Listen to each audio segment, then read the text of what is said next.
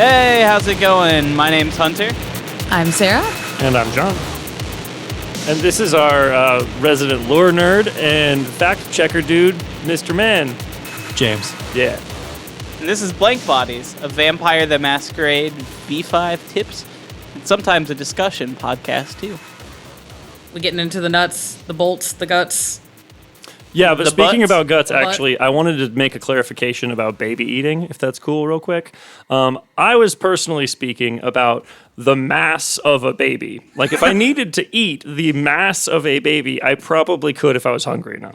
The fact that you're compensating this hard is just not helping your entire situation. All right, well, shit. Of everything from that last episode, we did a listen along to catch up together with, and your studio note is, no, I was actually meant the mass, not a survival scenario. Yeah, I just, I don't know. I just wanted to make sure we knew. It's what happens when the Men in Black come to talk to you for a long, long time. Well, like 2 weeks, yeah. Yeah, that's fine. That's fine. Anyway, so what are we talking about today? This episode, we're talking about the two big introductory modules from World of Darkness. There is the Monsters, which is the freebie one, and then there's New Blood, which is the you pay $8 and you get the module and a bunch of goodies. And we're also going to go over a quick storyteller checklist, just some list of resources for you, ideas to help get you ready to run these adventures. Mm-hmm. Yeah, just all right, you're new. Where do I start? I'm interested in these vampires and their masquerades. Yes, they're masquerade. Masquerade. Paper faces on parade, masquerade. Yeah. We're not even You got drunk. This is awful. We're I don't- terrible. I don't know. I've had a couple of these bourbon cream sodas. What? You have bourbon cream soda? Yeah, a local brewery makes these canned cocktails. They're pretty fun. shit. Oh, shit. So the world can never find you. God damn it. We got to work on your programming. Like, for fuck's sake. The lyric wasn't finished! Fuck. Yeah. So, I believe our biggest pathos, at least if you're running a game with your friends on your own time, run the game how you want. Yeah, this is a game for fun. You don't have to know anything or about lore. You don't have to know anything about what's happening or how things are supposed to work, except for what's fun for you and your friends. But yeah, it's also, I know there's some intimidation factor in trying to run a game. It's like, no, you're vibing with your friends. It's okay. Odds are, none of you actually know what you're doing. So, if there's a cock up, that's fine. Just run with it. It's okay. No one will know. Sarah could have been making up half the things we've done in our game in systems, and we would have all just been like, uh-huh. Oh, yeah. Oh yeah, no. When I was running the module for you guys initially, I did not have the Chicago by Night book, and I was literally just trying to fill time until I got the book. So I was just like, oh fuck, what do I do? Fuck it, I'm gonna take this module and put it in a slightly different city and just kind of run with it and hope it works, and it did. So hooray! Yeah, but we can get into that more when we get to that part of the episode. Oh, for sure. I think another thing, too, is a lot of people watch a lot of these big, stream live plays and that kind of thing. It can be intimidating because you're not... You're not actually an actor. Yeah, I was going to name names, but I realize I don't really listen to a lot of those, so I can't name a single one of them. But you're not that guy who does the voice of Bender, or if you're not an actual voice actor. Yeah. You don't have to, you don't have to sit there and do voices or anything. You just take kind of a bit of a presence and have fun with your friends. No one really cares. Yeah. You don't have to be sitting here doing old English accents the whole game for this to work. Nah, you don't have to have gamer lights. If you feel like it, Yeah, if you want to. go for it. I fully encourage, for surezies. Yeah, bro, if you want to set up a fucking smoke machine, I guess, or... You want to wear fangs? Yeah. Or a cool medallion? I'll be honest, I almost did all three of those when I was running Ravenloft. I am fully believing that 100%. Yes. Then COVID hit and we couldn't play in person, and I was just sitting alone in a room with a bunch of fog, and it just wasn't the same. Yeah. No, you're getting that full Strahd experience, just sitting alone in a room with fog. No wonder you guys felt so menaced while I ran that for you. I embodied the character, just lonely and kind of cold and moist. Ew. God damn it. Not wrong.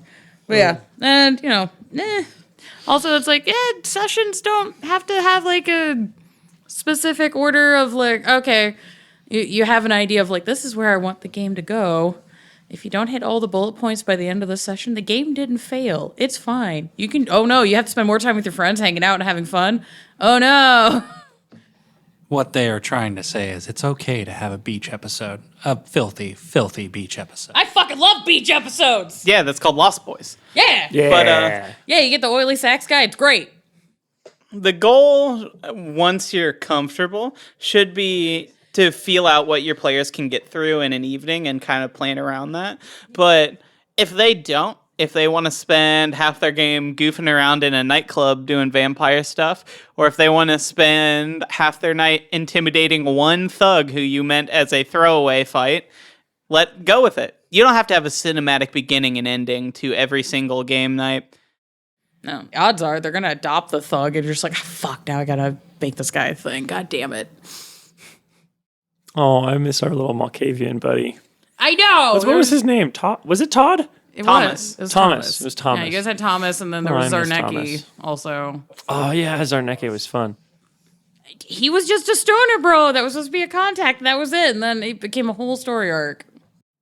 Your game is most likely, going to develop some inside jokes. You're going to have a lot of like side tangents and that kind of things that you're not going to see in like the big stream games or live play podcasts or anything like that. And that's fine. No one's watching you and your friends play. As long as you're having fun, that's all that really matters at your table. I mean, like, let's be real about it. We've talked about it multiple times in that Hunter game. How often did we pause to look up dates? Yeah. We'd stop and then we'd have a whole discussion about, Terminator came out before then, but I don't know if Terminator 2 had come out yet. And was part of the fun for us, I think. So, like...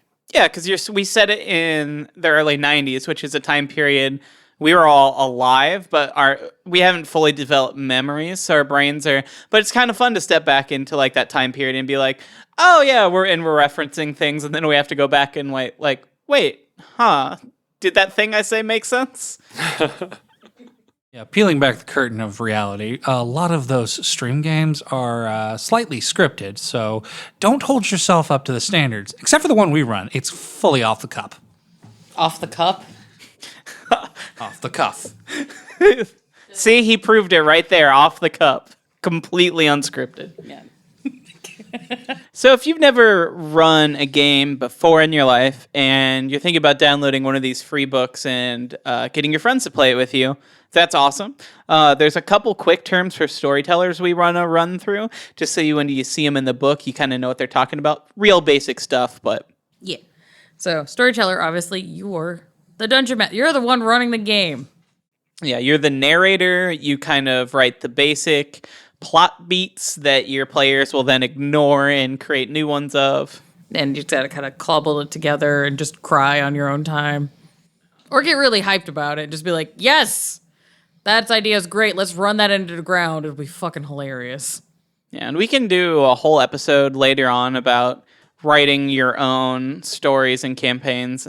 But for now, that'll be in the future times. I just want to quickly point out, if you do decide to write your own story or campaign, that's going to be super duper cool, but you really do need to recognize that your players are going to fuck it up. Just don't get mad at them. Sometimes they throw bottles of piss into cauldrons and completely ruin like hours long work of boss fight encounter, but it's fine. You were staring at me so pointedly. I don't know why. I was just random example, you see. Much like how a very dedicated conclave of aristocrats are attempting to solidify reality and keep you all fuckers alive, and then everybody just decides to fuck it up. Yeah, but yes. Yeah, just let it go. It's fine. But no, I agree with Skipper. I mean, completely unrelated, but you could have this big bad that you're planning to run through your whole game, and the first time your players see it, they could unload an entire Uzi clip into it until it bleeds out and dies. It's like, this was supposed to be a breadcrumb for many sessions, and just you murdered them immediately. Whoops. Yeah, that was me again. So I'm sensing a pattern. Yeah. Hunter likes to end encounters quickly. Or start them quickly. Or start them quickly, yes. There's also that 2E game where the evil wizard like popped out and was like gonna give like the speech, and he was like nude and shaking, and I just yelled, "Call shot, penis." Did you get it? I don't remember. Yeah, I pinned his ball bag to his butthole. Perfect. I'm so proud of you. Yeah. Yeah, just be aware that in our state, if somebody's going to pay you money or services, as long as you don't touch their dick or their butthole, you're good. No dick, no butthole. Other than that, you're good. What about vaginas? I mean, genitals. That's not a dick. Yeah, it's true. So no vaginas. No vag. Okay. No fun bits. No, well, okay. Hey, I didn't hear anything against taints. Are you allowed to punch a taint? I opted to not because I was like, that's too close. Yeah, what if you accidentally punched a dick? What Then if you it's illegal. All of a sudden, they Definitely a turn testicle. around and said, "FBI fucker, you just fisted me." Oh, God. Why are you reading us to filth like that? This is entrapment. My hand is stuck in you. It's like Aleister Crowley's butthole. It just sucks you in. I don't know. That thing's pretty wide. You could get right out of that. But it's magic. The next big term is a turn.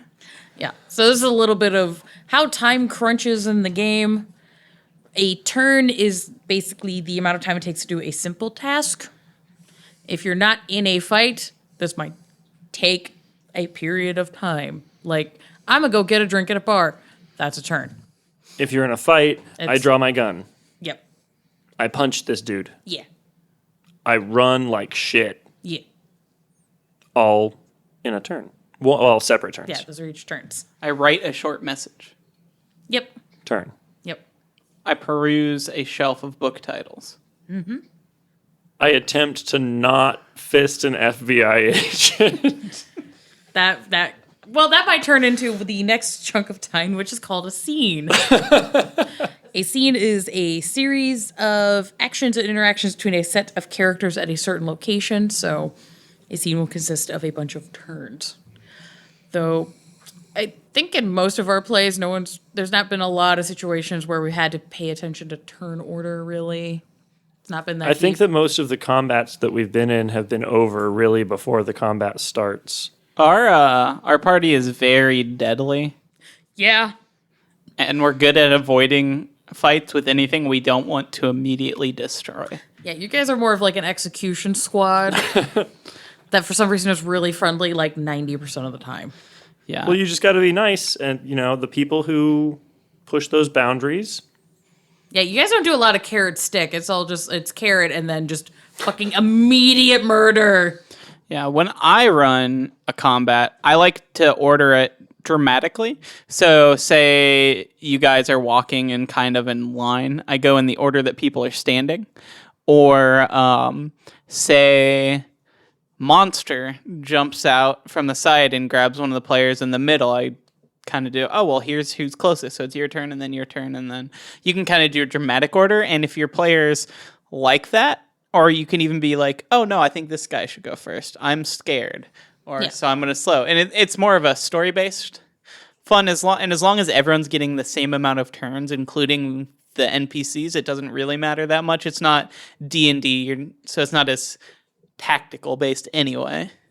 I still like initiative personally, because if you have a character who you built because you wanted to build I'm a fast, speedy dude, if they just so happen to be the furthest away from something jumping out or whatever, that may not work as far as the dramaticness goes, and that could be kind of a bummer for that player if they were excited about being like, oh, cool, a combat, yeah, I can show off my new celerity skill, or whatever. So I like initiative for that reason. Also, for me, it's just easier to just have things organized.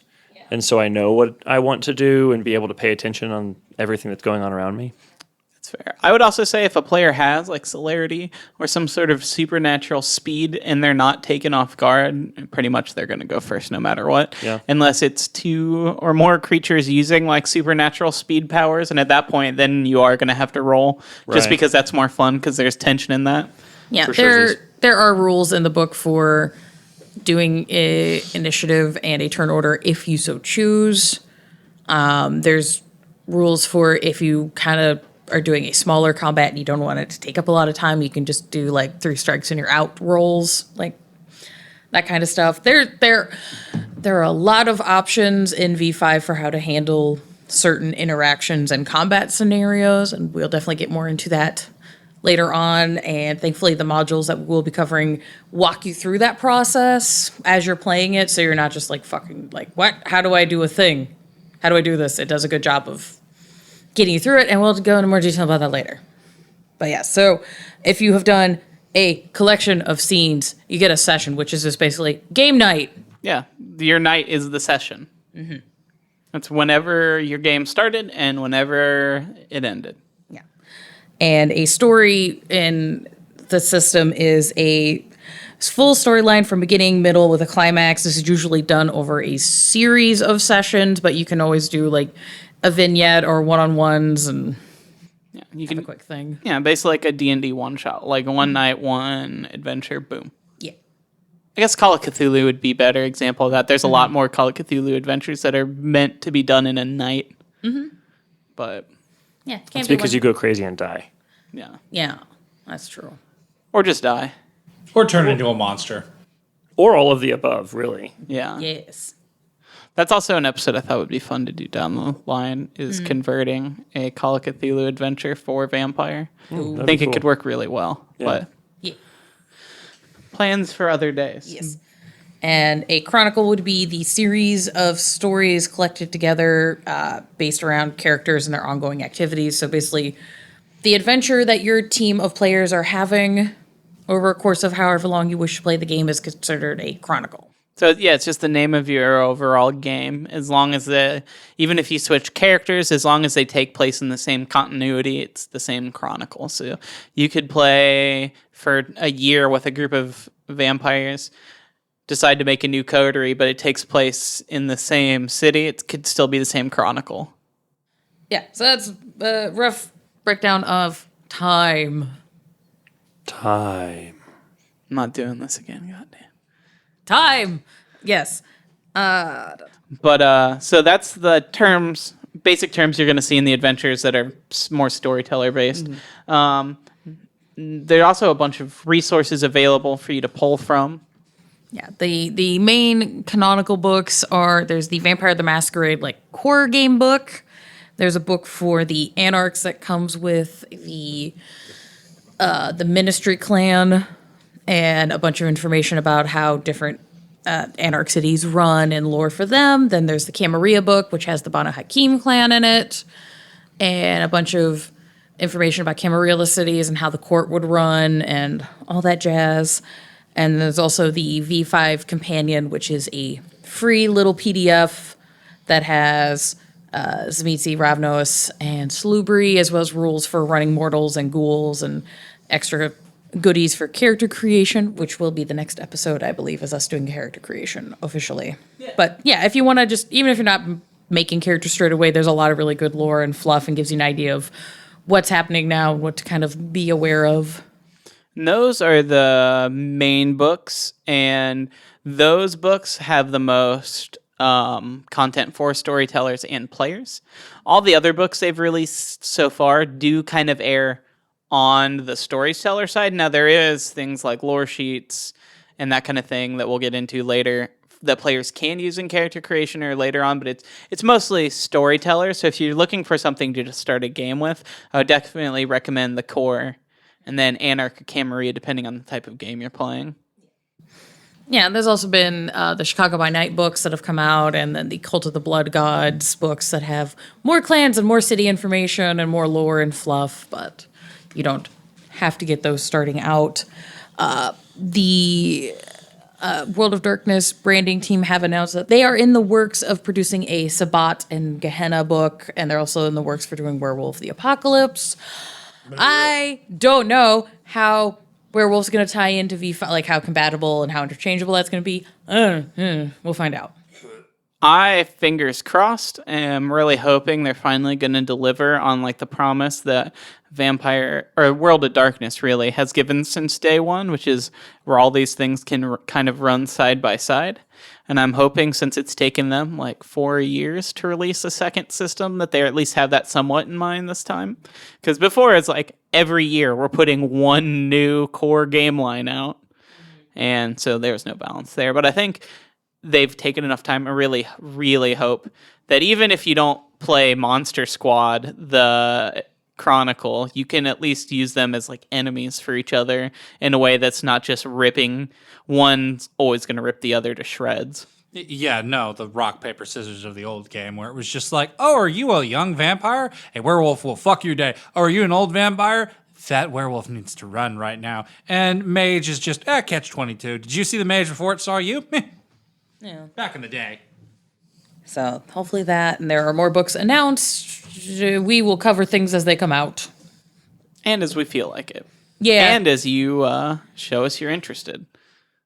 But yeah, no, if people have insider notes that they want to shoot us in the email, shoot us right in the email. Shoot us right in that email. blankbodies@gmail.com or at our Discord down below. And if you're wanting to get more into just how the lore has changed or kind of get an idea of the setting, if you're new to it or new to it completely or coming at it from being a old player and just being like, what the fuck are these kids doing now? There's a book, Beckett's Jihad Diary. It's basically the book that transitions the lore from the old world system into V5. So you follow one character and his adventures in trying to understand ancient lore and goes through a bunch of cities, and that's I like that book a lot. I've not read it. It's a lot. But I have watched some interesting YouTube videos about it. Yeah. There's one really spicy interaction between some of the Banu Hakim and Tremere in it that made me put the book down for a minute. I was just like, oh, fuck. Spicy enough to give you the vapors? Yes. The vapors? I was like, give me that tea, you bitch. I love this. I don't know why I was so aggressive about fake drama, but like, it's a good time. If you're not much of I'm a read a really thick book kind of person and you still kind of want information, there was the Gentleman's Guide to Vampire done by a World of Darkness channel on YouTube that's done by Matthew Dawkins, and it's a really good introduction because he literally is playing a character and is talking to you as a Bobby Bat. It's like, oh, you don't know any of these things. Come, let me tell you what's going on. It does take a while to get through, but it's really well done, and I do recommend it a lot. And he's been working on that for a really long time. Like, those videos started coming out, I think, when Old World of Dark... No, maybe when around Chronicles time. I started noticing those, like, around when V5 was starting to come out. Okay. Also, Outstar, who now is one of the social media heads for World of Darkness branding, her channel has a bunch of, like, lore deep dives. If you want a really quick one that's fucking hilarious, the YouTube channel Near Dark does this 2 videos with Captain Camarilla. I fucking love them so goddamn much. I'm not sure if you showed me those or not. Oh, yeah, no, it was the 80s style video. Like it's shot on VHS, and this guy's having to explain how being a vampire works. I kind of remember. And there's that. a bit with them in Miami and drugs, and it's great. It's fucking hilarious. You can get through the whole thing in like 20 minutes, and you're like, I got it. I understand the system. Oh, the gangrel's just doing cocaine in the corner. Yeah. It's great. It's fucking great. You had me at cocaine. Cocaine. As you can tell, I've done a lot of cocaine in my life. Oh, yeah, absolutely. And if you're one of those nerds that likes watching live table games, as I am one of those, the 2 big ones are LA by Night and Seattle by Night. And as far as I know, things that happen in those games are canonical for the meta plot for V5. So if you want to strap in for a lot of drama and high production values, you can go do that. I can definitely recommend LA by Night. I've not watched Seattle. I've only really seen the first season, quote unquote, of LA, but it was pretty great. I'm personally not good at keeping up with like radio play style media. I've realized as an adult, like I like listen to podcasts at work, but when it's a story, I'll like turn around to like tape up a package and then realize like I don't know what's happened for the last 5 minutes of this story. Personally, I can say Seattle by Night is amazing, mainly because it has that bronze girl as a little Sombra. Chef's kiss. She is adorable, and I love her face. Yes. Darling. But yeah, also complete side notes. The last Gen Con that actually happened, I ended up doing a VTM cosplay of just a random Bruja for funsies. I got talked into it. And the amount of adorable little lesbian couples dressed up as Eva and Jasper from LA by Night coming up to me being like, how'd you get your mohawk so tall? And I was just like, oh, you guys are precious. Just get out of here. You're great. Get out of here. Get out of here. Go on now. That wasn't even a mohawk. That was a full-on death hawk. I had at a that fucking point. 2-foot tall death hawk. I barely fit in my own car. It was great. No, I remember because we met up there with my friend who was working at it, and we went to get food, and you're like driving with your head tilted sideways. Well, I was like squinched down and just was like praying at that point because it'd been up for 3 goddamn days. I was shocked it stood up. Praying to Cain, correct? No. You're praying he doesn't come back, if anything. I mean, I don't do that Sabbat bullshit despite what all the random people at Gen Con kept trying to high-five me for. I was like, look, I know I'm wearing an All Camarilla Bastards back patch, but I'm like, no, I'm not on your team. Fuck off. I don't believe in vampire supremacy. It's like when I make fun of Joe Biden. There's some people get a little too excited about it. It's like, listen, I don't agree with you either, buddy. All right. Yeah. Look, Hunter likes mummies, but not as our president. But yeah, if you're wanting to like set the mood or the tone for your table and games, there's tons of just fucking horror media. You can get into like researching, the history of the cities that you're wanting to run stuff in and just kind of, go down an internet rabbit hole of just vaporwave. That's kind of what we're kind of planning to do with this series later on in later episodes. Mm-hmm. Kind of, I know we want to review some horror movies, action movies, Yeah. family comedies, and convert them, like say, pick things that would run well in the session. Mm-hmm. Hopefully maybe be like, if you guys like this, we have like some free NPC sheets. Yeah, once we get more into the meat, we'll have some more freebies. Hey, we're going to free the meat. Oh, no. Monsters. The monsters. The monsters. The monsters. The people talking other than me. What? Oh, he's trying to reference us as monsters. Yeah. Yeah. You're literally a capitalism robot. Fuck off. Literally. I'm more of a citizen monster. and have more rights than the blank bodies around me. We're not blank bodies. Bum, bum, dun. We're not. It's fine. Anyways, yeah, the monsters. That's the name of the free starter adventure that's available on all kinds of online websites that don't give us money. So, I mean, I downloaded it through Drive-Thru RPG. yeah, I think I got mine off Modifius, the official website. Ooh. Please give me money. It keeps me alive. Or don't. That's also an option. Yeah. But yeah, so it's the free starter adventure. It's definitely one I would recommend. And I'm saying that because I played it. Yeah, it was fun. Yeah. Sarah ran it for our group. This is literally the game that I was like, oh, fuck, I need to kill some time before I get the Chicago Night book. Stall. Yeah, because we had pre-ordered stuff, and we ended up getting our characters made before she was ready, but we were all just like, but we want a vampire now. I'm getting the itch, just so you know, Sarah. Girl, I'm trying. Yeah, I'm getting the hunger. I'm feeling it. The beast is about to come out if I don't get my game I am on. at Hunger 4 right now. Damn it. I, too, have a desire, mother. Okay, Ew. that made it gross. I don't know what that is about. But I know enough about you two's relationship to really hate that. Yep. That one did it, not me. What? No. Yeah, I can be cut out. It's fine. Anyways, so this book, this module, we're gonna do our best to not do a spoiler review of these products. I'm assuming if we do a spoiler review, we'll either edit it or give a timestamp. I don't know how the fuck we're gonna do that. Yeah, I'm not the editing bitch. Yeah, I am the editing bitch, and Oh, editing, bitch. Edit.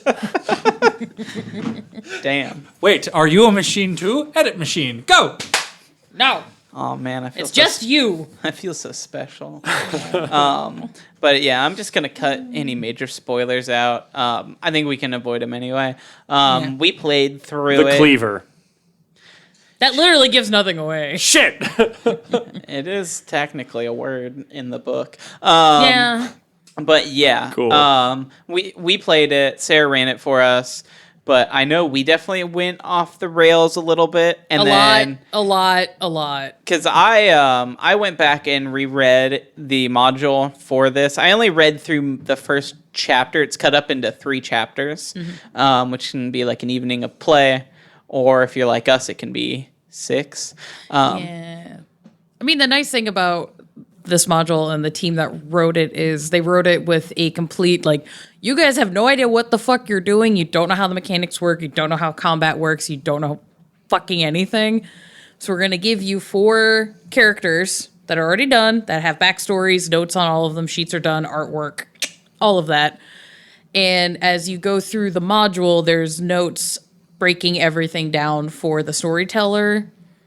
And each chapter builds on itself. Like, I was like, okay, so you learn how to do these skills and how this rolls. And then it just kind of keeps building from there. And I'm just like, oh, thank God. This is actually well written. Holy shit. Yeah. Great. I will also say I only read the first chapter because I figure if we limit it to that, we're not really going to give away anything major. And I already was just like, oh, wow. We did like half of those things. Yeah, I was like the biggest thing I did is the module itself is written amorphously, so it's not set in any specific city, except for the fact that it's set in a Camarilla city. So I set it in a city outside of Chicago. I set it in Indianapolis because I was like, well, I know there is stuff here, and I can't justify setting a cam game in fucking Gary. Like, that's not going to goddamn work. Turns out now my guesses were half correct. Not really, but meh. So I was like, okay, we'll set it in Indianapolis, and then when they're done with the module, they'll take a ride up to Chicago and begin the game proper. So It was like our tutorial, honestly. yeah, basically, it's a tutorial module. It's fucking great for that. Yeah. And we ran it with our own characters. We didn't use the pre-written ones, which you can do. It does change a little bit because there are some flashback scenes that are specifically written for the individual pre-written characters, and you can kind of just pull those out completely.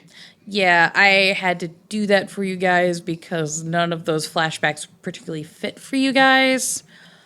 Also, yeah, that whole flashback mechanic's called Memoriam, and the way that's written is a really good way to go over that mechanic.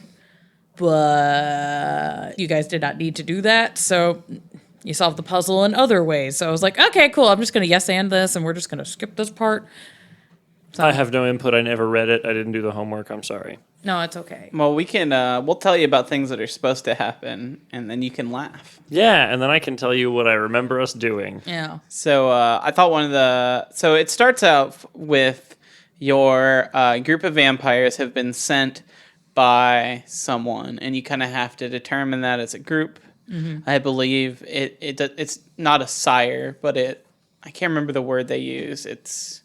Was Maula somebody of import? Yeah, you're sent by someone of import, as you say, to deal with a incident in a city. But you're all given a place to stay in a dilapidated trailer home. We were schmoozy. Yeah, I mean, I built a character with resources for, so... Yeah, you guys had like 2 really fancy bitches. I was like, there's no fucking way that's gonna happen. Yeah. They gave me a free hotel room, and my character bought a penthouse just for fun. Yeah. You're just like, I'm gonna get a better room. and sleep in it by myself and not tell anybody else in the coterie. Yeah, no one else knew. Yep.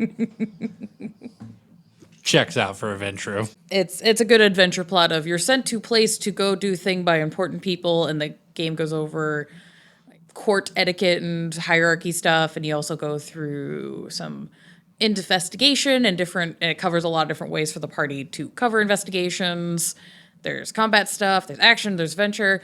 You could do romance if you want, I guess. That's on you. Bennett did. Yeah, he did. Yeah, our little himbo, Banu Hakim.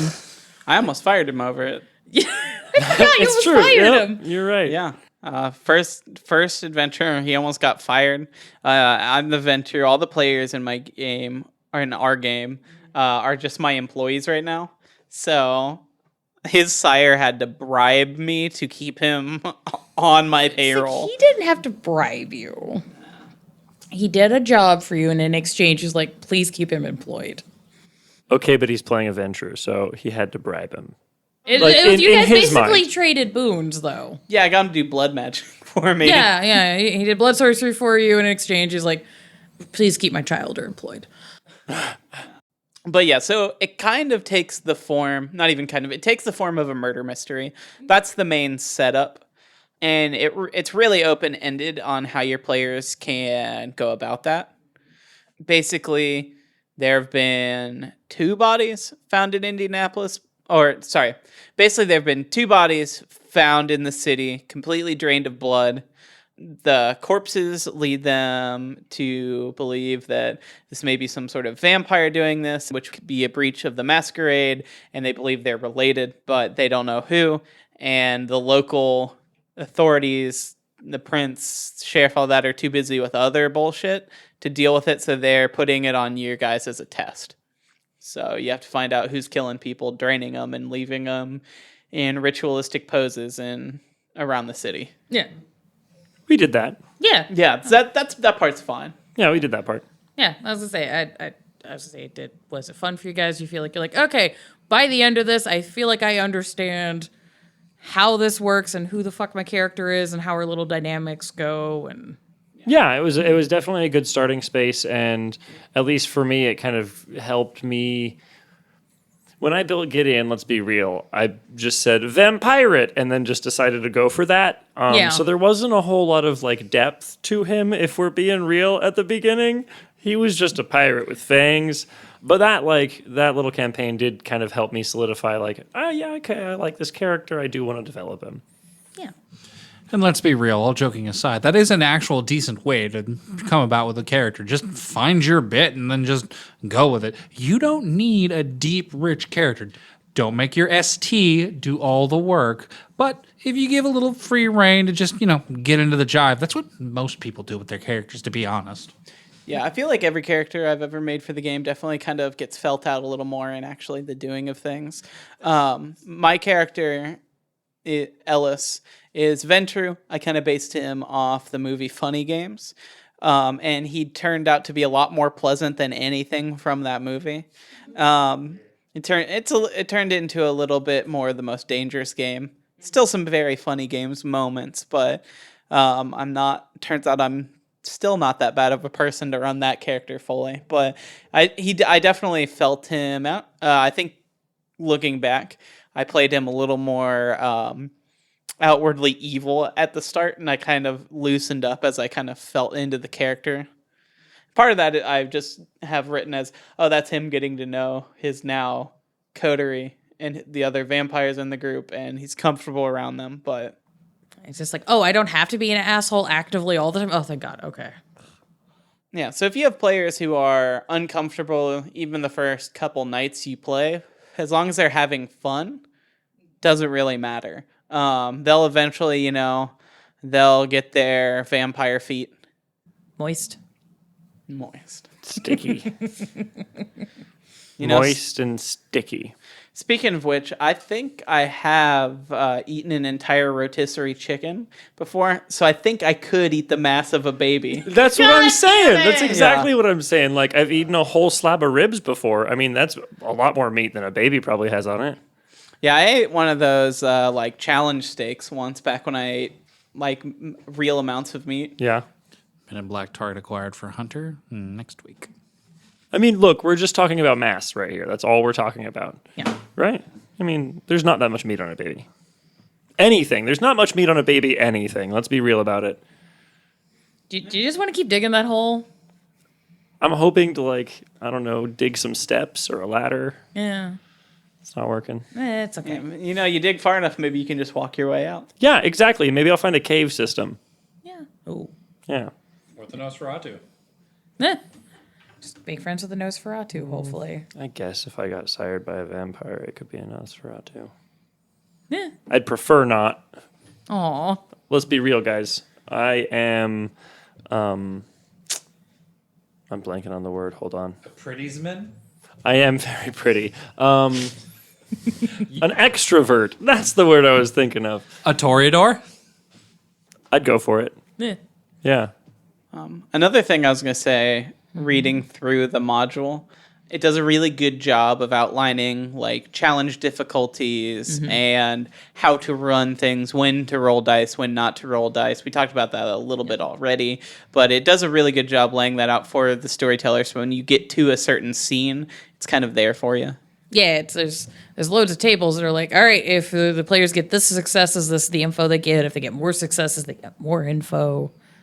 So on and so forth, and also some info of like, oh, if they roll badly, everybody's pissed. Yeah, so it gives you those kind of steps, but it doesn't lay everything out as strictly as other tabletop games do, like Call of Cthulhu or D&D or Shadowrun modules, where it's like, here's a map, here's the creatures or enemies or things in every room.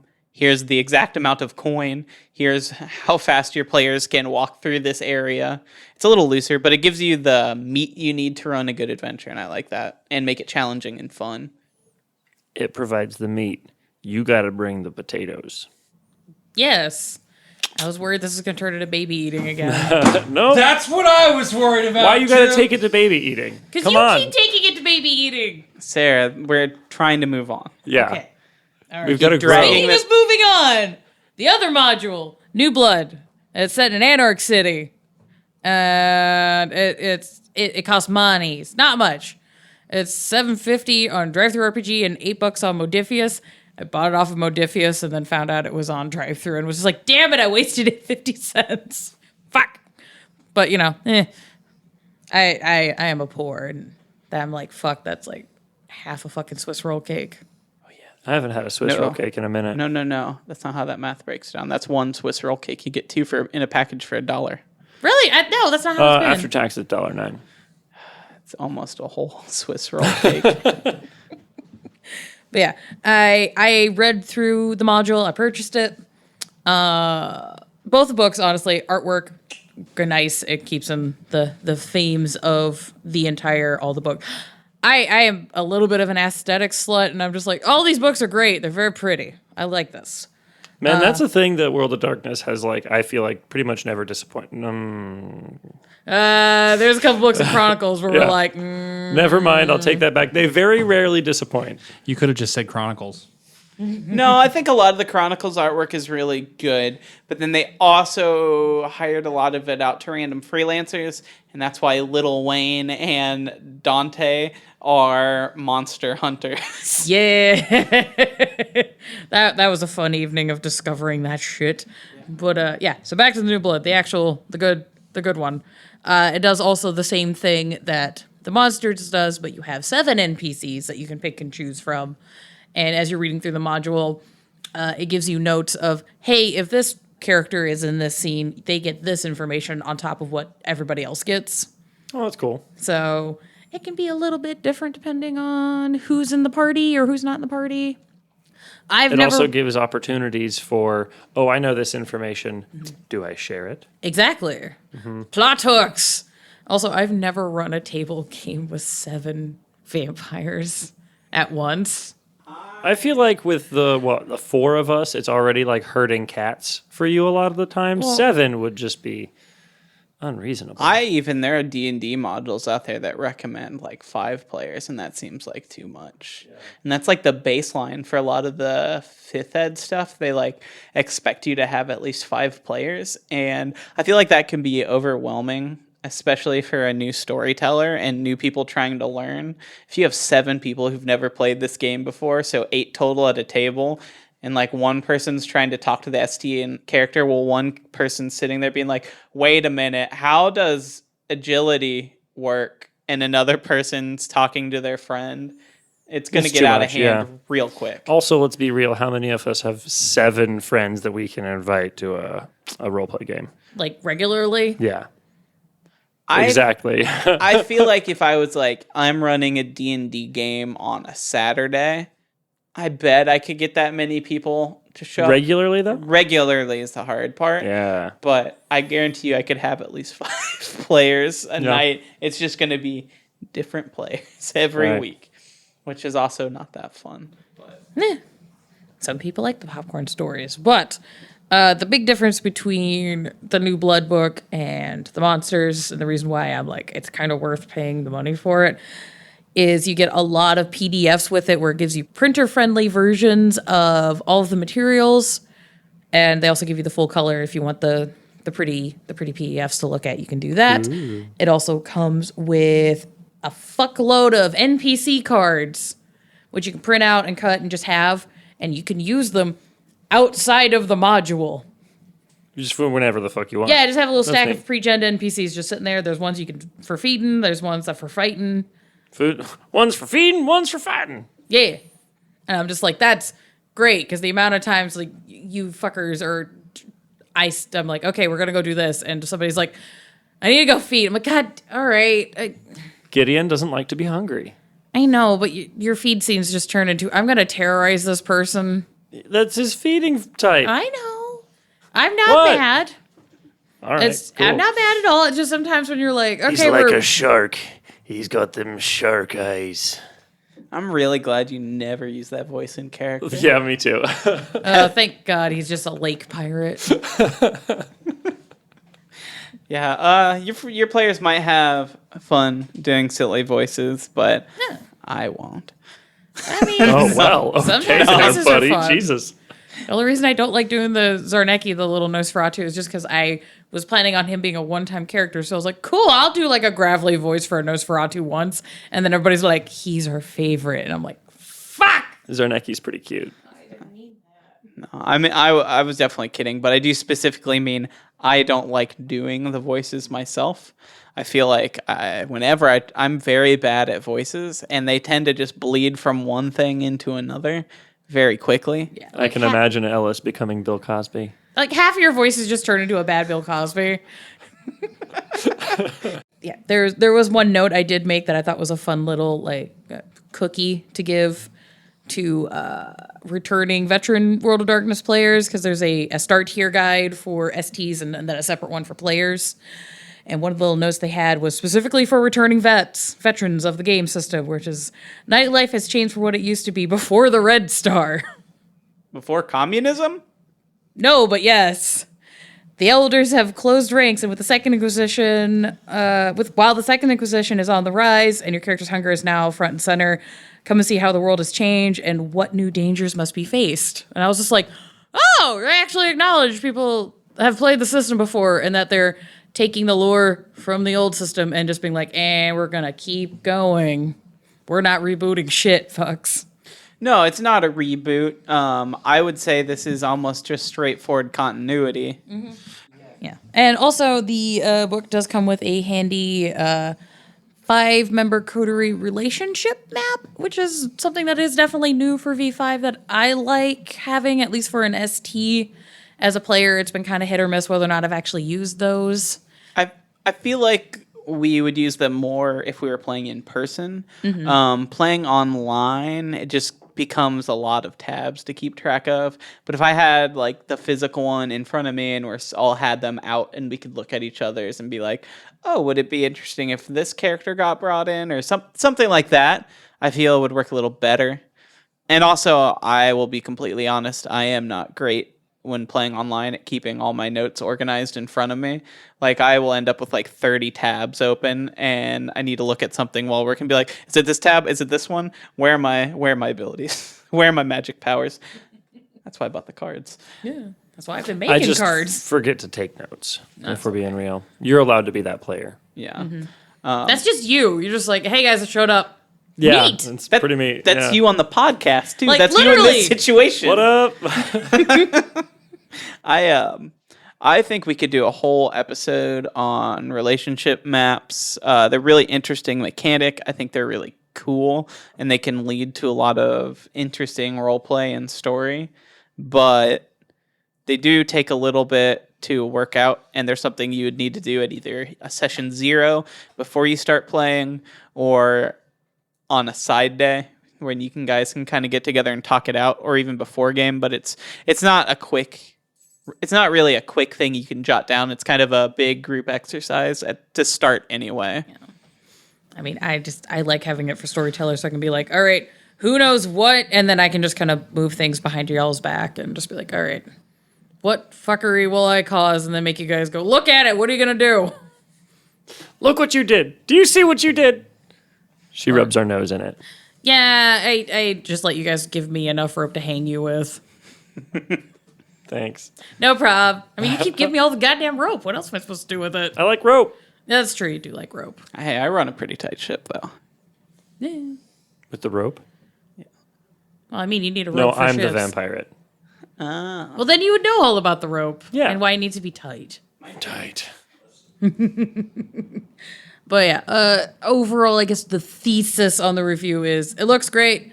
It's fucking nice. There's a lot of fucking printer-friendly versions of things, so you can share materials amongst each other. I cannot word. Think you can print things good. There's good. You can print things good.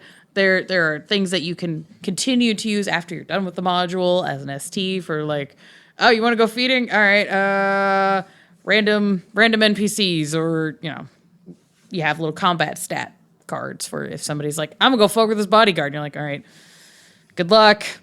And just direct examples of how roles rule.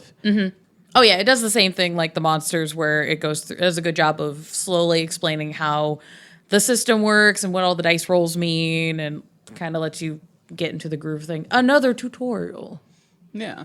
I would say no matter which one you pick, they're both really good intros. I only read the intro part to New Blood, but it's laid out very similarly. I read the whole thing, and honestly, it's one of those, if I were to run a game with people in Gary as part of the Chicago by Night continuum of our friend group, I'd probably be like, yeah, we're starting with this module. Fuck it. Is it an Anarch focus? Yeah, it's Anarch okay. focus. Yeah. Cool. So New Blood is more Anarch, and then the monsters is Cambria. So that's kind of the only caveats I would have. It's like, even if you don't play in Anarch City, I think it's fair to go ahead and buy it just for the goodies. But if you don't want to, the monsters is great. So I guess that's a good wrap up of the two of them. Before I move on, though, do either of you have any advice for someone who is going to run either of those, just in general, as a tutorial, as a first game ever? I think that like my biggest advice to storytellers, DMs, GMs, whatever you want to call yourself, is like, we already kind of said it, but I think driving it home is good. It's okay that you aren't going to be on the path that is written in the book. It's okay if things go kind of awry or things don't go according to plan. If you've ever been to a concert or seen a play, the people on stage, they fuck up, but how often do you actually even notice? That's how I look at it. And so like as a storyteller or whatever, if I mess up and I say something incorrect, as long as I continue on with it, yes, and that shit. And my players, I mean, I'm sure I've fucked up many times when playing with you guys, and generally it's been a good time. But I think that's really good advice. I know when we played through that module, there's a meeting you're supposed to have with a side character, and he sends some of his lackeys to meet up with the players and make an offer for them. And it's something they can refuse or accept or kind of put on the sidelines. Instead, we thought we were being followed by the killer, and we, as players, murdered them both without hearing them speak. We killed one of them. Because You I tore murdered the other one. one through the windshield and chucked him. He was still alive. He was Yeah. just beat up real bad. You guys murdered one, and then spoilers, I guess. You guys you guys murdered one, and then the other one was beat the fuck up, and then he was like, guys, what the fuck? And then you let him go. Yeah. After he told us why he was there. Yep. We also gave him some very good advice, and if he's going to tail someone, don't be so obvious about it. Or be more obviously friendly. Yes, exactly. Or just say, I have a job. Ding. I'll be honest, I wasn't expecting you guys to murk an NPC immediately, because it wasn't like they had driven anything aggressive. They were just following you, because in my mind, they were just going to wait until you guys, like, stopped somewhere that's lit. Well, they had that chance, because remember... You guys were in a suburb! No, before that, we saw them when one of our other players decided that he needed to stop for Axe body spray. I know. And we'd seen them then, and they didn't approach us. And so when they kept following us after that, we all immediately went, this is a threat, and it will die. You did! And fucking, all right, I was like, okay, they're going to get in the car, they're going to leave the suburbs. And the moment they park, these two guys will come out and be like, hey, can we talk? And instead, you guys led them to a desolate, dark parking lot. And fucking just, If I remember correctly, the Banu Hatim, right? Yes. Yeah, Hatim used Obfuscate and went to the driver's side door with his Uzi or his whatever fully automatic gun he had. Yeah. And... rolled a crit, so blasted this driver, and right before that, Gideon got out and was using the whole, like, I'm a scary vampire boy, be scared. And then if I remember correctly, Gideon blinked to the hood of the car, pulled the guy through the windshield, chucked him, and then Ellis was there with a pipe.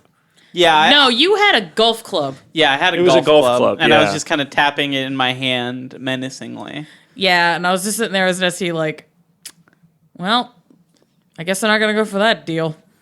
And we did. Spoil it. We won't talk about the deal. We did, yeah. I don't want to spoil it, but yeah. It was just kind of like, well, that happened. I'm just going to yes and this because, one, it's really cool. Two, I'm learning things about how you guys want to work as a team. And three, all right, I mean, this is what you guys want to do. Look, we succeeded on our Intimidate roll. Yeah, I was like, they were normal mortal goons, so I was like, that you guys, that was so much overkill. So much fucking overkill. Listen, this is a murder mystery where bodies are showing up drained in ritual poses. We don't know what's following us. It's true. No, I understood the logic. That's why I didn't give you a ration of shit. I was just more like, no negotiations at all. Just immediately just get fucked. And I was like, all right, well, at least you guys did it in a dark parking lot. Yeah, but I guess that's kind of what I was getting at, is like, be ready for your players to murder someone you thought was going to be an important character almost immediately. They are not going to interrogate any of the goons you think they will, but they will torture the one who knows the least. And sometimes as a storyteller, you have to just kind of let them have the clues that they are supposed to pick up elsewhere. Yeah. Or one of them's going to successfully seduce the sheriff. Yeah. Or again, He did that after we solved the crime. Don't give him points as if that helped us in any way, shape, or form. It'll help you later. We moved. So? or again, remember, you're the storyteller, you're the reality god. Just change the person that survived. Be like, this is the smart one that knows stuff. Not just be like, well, I rolled it and the idiot's the only one alive. Oopsie poodles. I think that's what Hunter was saying, though, is just like, fix it. You're the storyteller. If they kill the important person didn't die. It was some other dude. Just like, that's pretty much what you were saying, and that's what you emphasized there, James. So That, or you could just take that nugget of info they're supposed to get at that location and put it somewhere else. Or say they're supposed to find out this info from a guy, interrogate him or just ask him questions and he'd tell them anything like that. They murder him. Well, maybe that info is just sitting in a text on his phone, or an email or a letter. Or if there's a murder mystery, there are clues your players are supposed to find. Just because they didn't do the arbitrary thing that you plan them to do or that the module plans to, don't hide that info from them forever. That's a mistake I've made in the past as a storyteller. And really, it's kind of just a bummer for everyone when your players hit a blank wall. Because they didn't have the clue from Yeah. the person they were supposed to talk Or to. hell, you can even have another NPC just show up and be like, hey, did you try this other thing that should have been obvious to you? You can have the helpful NPC just be an absolute bitch. I love doing that. We're just like, all right, listen here, fucknuts. Did you try asking the neighbors? No? Well, you're fucking stupid. And then the NPC leaves. Or even better, the person that hired them to do it while threatening to not hire them again. Yeah, that's also fun. Also, don't be afraid to let your players fail too. Yeah. There's some of that. I wouldn't, especially in something like a murder mystery or that kind of thing, you can extend. So say your players really aren't on top of it. If you really wanted to, you could throw a third murder in this that's a little easier to catch for them. Especially if they're new players, they're not maybe necessarily going to have the quickest thoughts on it. It's pretty good written, but I would say, especially if this is a tutorial game with new players, I would err on the side of giving them too many clues. I would err on the side of giving them too many extra opportunities, because no one's going to want to come and play a game that they only associate with like confusion and failure all the time. So like you can kind of give them a gimme early on, and even if you want to run meat grindery like character destruction games later on, make sure everyone has a firm understanding of the rules and the foundations, how things work, because the joy in that kind of game is understanding the mechanics and overcoming it. And if you never give your players that opportunity to understand those mechanics or understand what's going on, that will not only be unfun, but it will be maybe even discouraging for them to ever play tabletop games again or for a long time. Or just let them play Paranoia. Yeah. Could do Paranoia. I was going to say, to buttress what you were saying on that, you could also yes and a creative decision. So if they decide to not quite follow the path that's laid out, yes and what they're saying and have that little sidetrack get them back to where they need to go. Like the whole, you guys going to the fucking suburbs to hit on somebody's mom. Hey, we didn't want to hit on the mom. Hatim wanted to hit on the mom. Because Hatim is our lovable Iraqi himbo, and it's fine. He does it. He does it well. He does it well. Also, I didn't hit on her. I just convinced her to drink and then found out she was on a bunch of pills afterwards. Yeah. Oops. I wonder if she's still alive. Did she die after that, I wonder? We don't know. You guys never went back to check? I mean, we're not gonna. Let's be real. No. We're states away. Yeah. A state away. You're literally the state next door. A state away. Not even a full state away. It's like literally just freaking half of Chicagoland just bleeds into Indiana. Yeah. And I read through the adventure, and you can, and it's expected for players to interview on one of the first nights the parents of the deceased. We decided to go. They're young dudes, and we found out they kind of like to party. We looked up their social media, and like we checked out clubs they like going to and stuff like that. That turned into a whole side quest of you guys just exploring bar culture and running into other vampires in the area. And I was like, oh, okay, this is a good way to introduce like the circulatory system and other things in the game that I knew were going to come up. And I was like, all right, cool. I'll use this little strip of bar to give them a crash course on, hey, here are things to look for. Here's a little bit of politic-y stuff. But then you guys were able to find the info you needed and then continue on the murder mystery. And that's a good thing, too, is if your players get off track, just give them some side stuff that you think's cool that's not showing up in what you've written yet. You can throw a little hint at it there instead of them hitting blank walls. Be like, oh, here's a little hook for later. Yeah, it's like, well, you guys didn't go the way that led to the thing, but you found some info. It wasn't what you needed, but, you know. Yeah, it gave us some cool stuff to do. We still had fun, and it booped us back in the right direction. So I think that's a good starter, though. I would say so, for sure.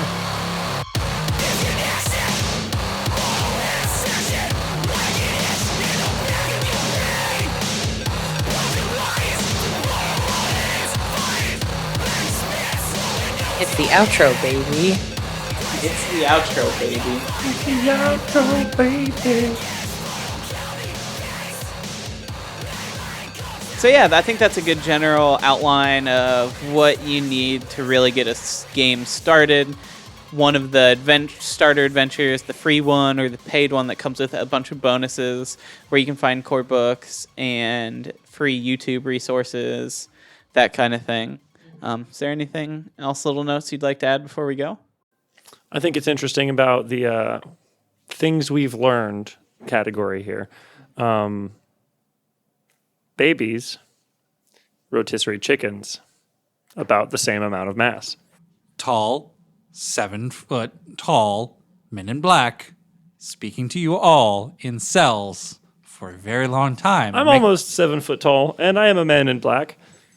I'm not almost 7 foot tall. That's true. They might confuse him as one of their own. That's true. I also do that weird, like, Yeah, I was gonna say you lipless smile. You are a tall, thin boy. It's true. He's also pale and will sometimes look at normal everyday objects with a complete look of confusion. I hate that you're correct. Yeah, and these ones have mirrored sunglasses and actually no hearts and are shaped like absolute units. I have mirrored sunglasses. I have mirrored bucket of them. sunglasses. Also, But you actually have a heart. It may not be beating, but you have one. also if And I'll tell you what, I've got a unit. Like a speaker unit. But is it an absolute? I mean, All right, we fucking Gay depends Chads on can who calm you down. ask. Edit that out. But also, if the news has taught us anything recently, it's that government agents are least concerned about what happens to babies. Yeah.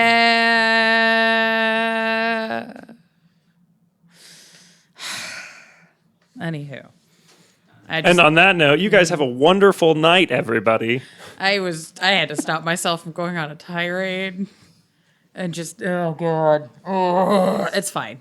We're fine. We're playing spoopy vampire games with our friends and having a good time. Yay. Yeah. Okay, so under what we learned, Yes. I'd probably say things again where we've talked a lot to storytellers about like being confident with your storytellinginess, whether or not it's professional, which it's not. I'll bet you money on it. That's a big one. That's, I think, my biggest and favorite one, honestly, because storytelling is intimidating, and if you don't have a storyteller, you don't have a game, as all of us know about D&D. Oh my god, as the forever storyteller, Jesus Christ. Fucking just whichever your dipshit friends agrees to run whatever fucking game system, fucking buy them a beer or a snack or something. Like, Jesus Christ. Yeah, if someone's running a game and especially hosting at their house too, like you can help pay for the beer and food that night. I think they've earned it with the amount of work they're going to put in there. Always show up with a cupcake for your storyteller. Toss a cupcake to your storyteller. Yes. Also, I definitely agree with you, Skipper. It's definitely fake it till you make it. That's the rule in entertainment. That's the rule in us making this goddamn podcast. We're doing it now! I would also like to yes-and that a little bit. I do agree that one of the best parts is the going off the rails, and you either need to look at the chaos and go, my story will be destroyed, I need to drive them back in a little bit. If you can, don't try to force your players to do anything, or just go, okay, they're weaponizing raccoons. This is fine. All right, this is the story now.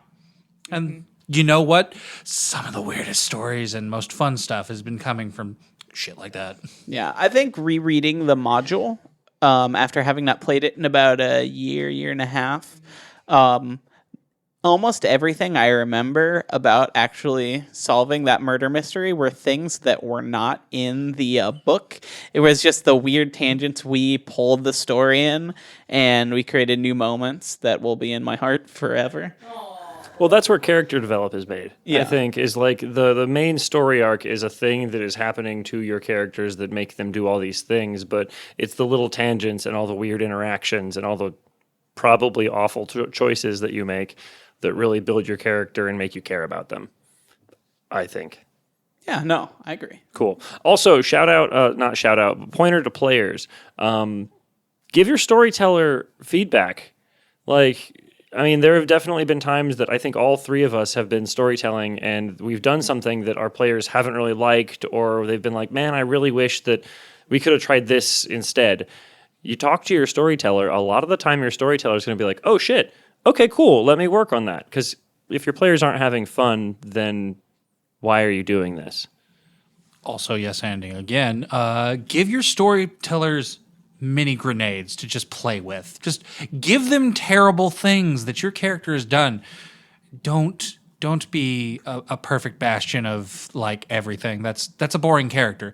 Give them some weird stuff. Give them the skeletons in your closet. You will be rewarded so handsomely if you're just like, oh, I did a very dumb thing and my character just forgot about it, and they're like, oh, I have primed the grenade to play with. Yeah, that's how you get stories that you play at your table to be about your character. The guy who's got nothing dark in his backstory is the guy who's a bit player and everyone else at the table story a lot of the time, unfortunately. Or edgy boy that's like, I have done all the dark things, brood, and there's no like little nugget of joy or humanity or a soft spot to be like poke. Yeah. Yeah. A good balance. Yeah. Humanize the undead. As always, if you are interested in anything we brought up today that you'd like to hear more about, if you have any feedback for us, just like your storyteller, we also would love feedback. Tell us what you like about the show. Tell us what you don't like about the show. Tell us what you want to hear more of. You can get a hold of us at blankbodies@gmail.com. I'll have that written down below in the show notes, as well as our Discord. We're going to be building a little community there. You can come chat with us. We're probably going to do movie streams that relate to upcoming episodes. I'm going to run polls so you guys can have an active voice in what we talk about on this show. At least once a month is my goal, to run a poll for you guys about what we're talking about. I'm going to play video games. Yeah. I promise that. Please remember to be nice in those emails. They go directly into my server. Yeah, as I say, I don't know how interested people would be, like, because I do some live stream games with a small DIY group, so I don't know if people care about vampire cosplay, shit like that. Because I'd be like, yeah, you want to look like a corpse? I can tell you how to do that with powder. I'll tell you what, whether they want it or not, we'll link that below in the show notes when it's ready. Hey, that's a syndicate thought Oh, no. Want to watch me make bad decisions on the internet? Yeah, but I think it'd be cool to kind of help build a little more community around the game. And if you run a LARP, if you run a stream game, if you play in a stream game, if you play on a audio podcast, if you do cosplay, if you do fan art, if you are a real life vampire, we want to interview you too. Talk about, do a little community building. I think it's interesting to see what other people are doing. So, Ooh, if we can get like a fangsmith, that would be rad. Oh, yes. Yes. The syndicate agent would like Lestat to out themselves right now. Just for podcast reasons. I I don't promise. have patience for that attitude. Not you. he the outs little him. stat. He's an open rock star. Did you not get to Queen of the Damned? We're just. I was talking about the Lestat wannabes. Oh, okay.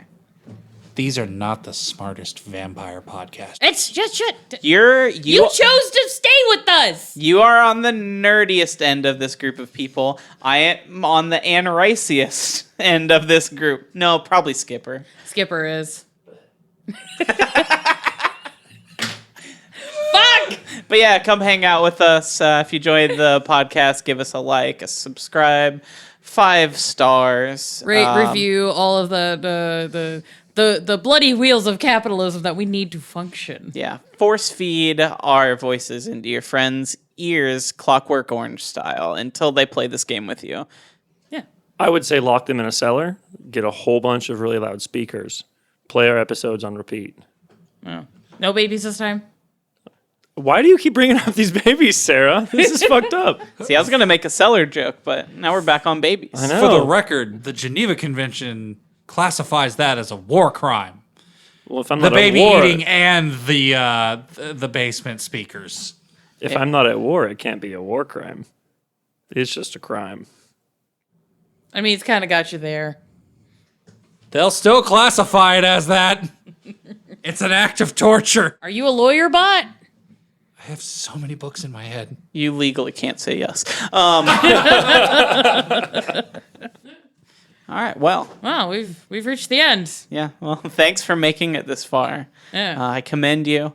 Next week, we'll be back. We'll be making a vampire, walking you through the character creation process so that your players can make their own little monsters. We're not watching the movie Little Monsters, unfortunately. Is it on the list? Yeah, well, I have a list of 100 monster vampire movies. I'm going to randomize them when we get to media episodes, and we'll let you guys vote on like the top 5 I randomize out. So Yes. We may not be watching Little Monsters, but we most assuredly will be watching The Nightbreed.